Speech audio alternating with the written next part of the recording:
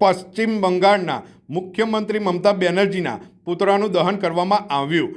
ભાજપ બક્ષીપંચ મોરચા દ્વારા મમતા બેનર્જી હાય હાયના નારા લગાવ્યા। કલકત્તા હાઈકોર્ટે પશ્ચિમ બંગાળના મુસ્લિમોને આપવામાં આવેલા આરક્ષણ અને પ્રમાણપત્ર રદ કર્યું છે।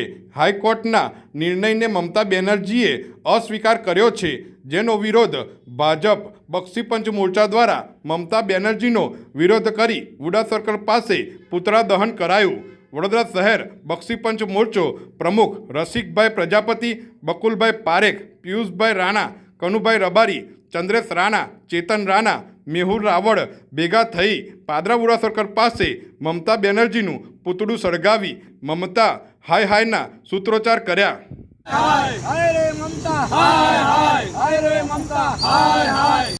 ગુજરાત પ્રદેશ બક્ષીપંચ મોરચાના પ્રમુખ મયંકભાઈ નાયકના માર્ગદર્શન હેઠળ જે પશ્ચિમ બંગાળના મુખ્યમંત્રી મમતા બેનર્જીએ જે આરક્ષણ વિરુદ્ધ જે કર્યું છે એનું પુતળા દહન કરી અને અમે વડોદરા જિલ્લા બક્ષીપંચ મોરચા દ્વારા એનો સખત વિરોધ કરીએ છીએ।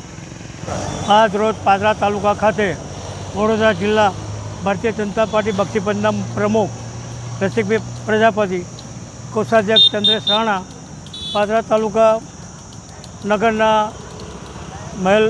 મેહુલ રાવલ આજરોજ અમે મમતા વિરુદ્ધ જે એમને કાયદા ખોટા કર્યા છે અને ખોટા સર્ટિફિકેટ આપ્યા છે અને કોર્ટે એને નાબૂદ કર્યો છે, તે એ માટે અમે આજે પાદરા ખાતે એમના પુતળા દહન કરેલ છે।